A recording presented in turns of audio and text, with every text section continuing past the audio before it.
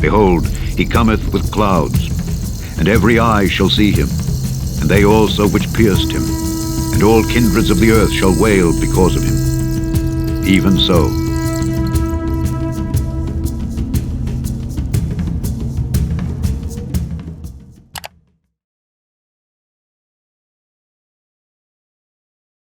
Hey, Shalom. Hope you're well and enduring whatever's before you on this journey, because that's what it is after all. It is a journey, which is good to be reminded of. And whilst en route, I was given some thought to Abraham, the patriarch and the father of Yitzchak, grandfather of Jacob. And I was looking at the book of Hebrews and Genesis, and also Jasher or Yasha, where a couple of verses stood out to me about Abraham's trial, where he was about to sacrifice Yitzchak just before an angel came to stop him, which was then followed by some interference from Satan. So I'll get straight into it, starting with Hebrews chapter 11 and verses 17 and 19. By belief, Abraham, when he was tried, offered up Yitzchak, and he that had received the promises offered up his only begotten son, accounting that Yahuwah was able to raise him up, even from the dead. Elohim did tempt Abraham, and said unto him, Abraham. And he said, Behold, here I am. And he said, Take now your son, your only son, Yitzchak, whom you love, and get you into the land of Moriah, and offer him therefore a burnt offering upon one of the mountains which I will tell you of. And they came to the place which Elohim had told him of. And Abraham built an altar there, and laid the wood in order, and bound Yitzchak his son, and laid him on the altar upon the wood. And Abraham stretched forth his hand, and took the knife to slay his son. And the angel of Yahuwah called unto him out of heaven, and said, Abraham, Abraham. And he said, Here am I. And he said, Lay not your hand upon the lad, neither do you anything unto him. For now I know that you fear Elohim, seeing you have not withheld your son, your only son, from me. And Abraham lifted up his eyes and saw, and behold, a ram was caught in a thicket by his horns. That was the ram which Yahuwah Elohim had created in the earth in the day that he made earth and heaven. For Yahuwah had prepared this ram from that day to be a burnt offering instead of Yitzchak. And this ram was advancing to Abraham when Satan caught hold of him and entangled his horns in the thicket, that he might not advance to Abraham, in order that Abraham might slay his son.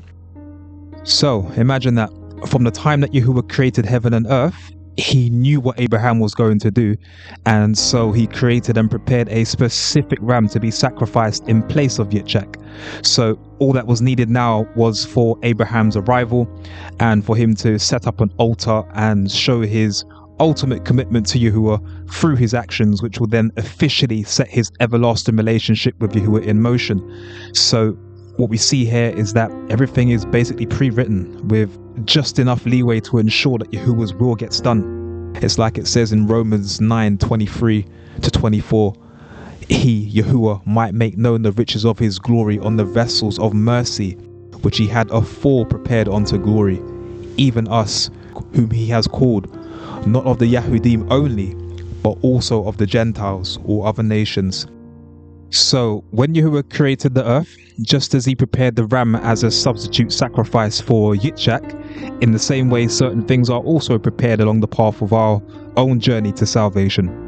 The word says that Yahuwah has afore prepared us unto glory.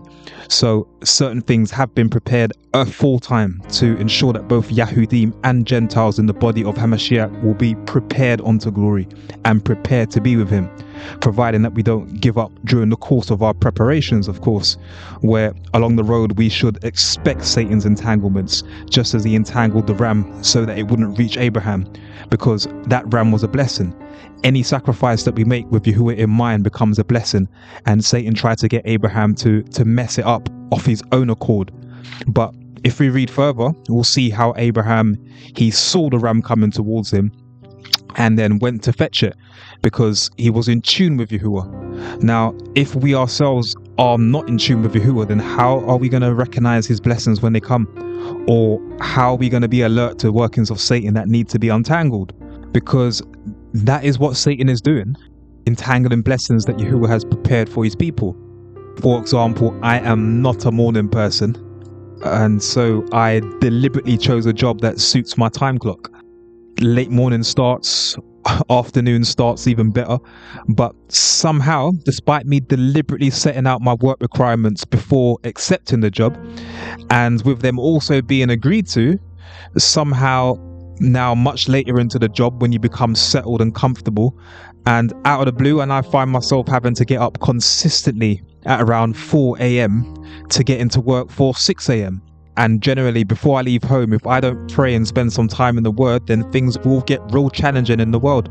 So that's what the adversary has been doing in terms of entangling my own salvation, trying to get me way out of my body clock with a very disruptive sleeping pattern generally, and trying to take away my concentration and time spent with Yahuwah first thing in the morning, which then means that throughout the day, I have to use more energy to keep rebuking stupid thoughts or dealing with situations with people who don't want Yahuwah. And then when I get home, having to muster up the strength to get some studies done or to do something with Yahuwah in mind that's kingdom related.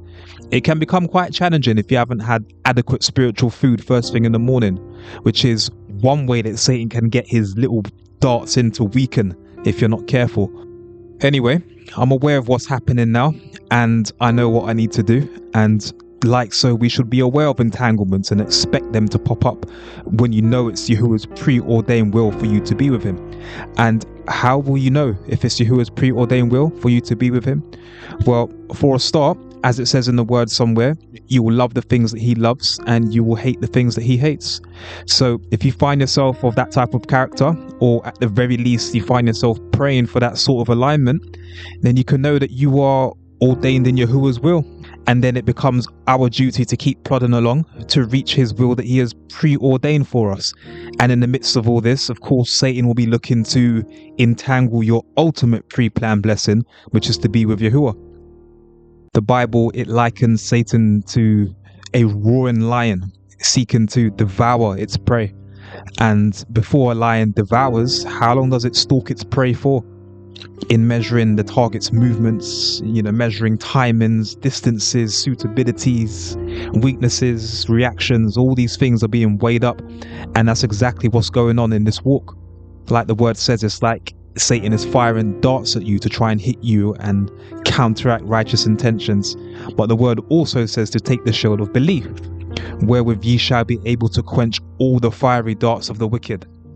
So just keep plodding along in complete belief, and knowing that whatever entanglements might be keeping your blessings in this life, or more so important in the next, eventually they'll be released. Just like Abraham believed that Yahuwah would come through for him, even if it meant the life of his son Yitzchak. Regardless, Abraham understood that all things work together for the good to them that love Yahuwah. So just keep plodding along with that in mind, and the peace of Yahuwah, which passes all understanding, shall keep your hearts and minds through Yahushua HaMashiach. So shalom, enough love. It was just a quick message to let any listener know that they're not alone when it comes to persecution from their adversary, and that all in the body of HaMashiach are going through similar things unique to their set of circumstances, where regardless, we expect victory at the end, because everyone who loves Yahuwah has a journey prepared for them. It's all preparation. And if you ask anyone who's committed to anything of real value, they'll confirm that preparation is involved. And in our case, it's preparation unto glory. So expect that and believe that. Like when, for example, Yahuwah told Abraham that he would increase his lineage, and Abraham simply believed Yahuwah, and he was accredited as being even more righteous for it. So, as the word says, continue to fight the good fight of belief.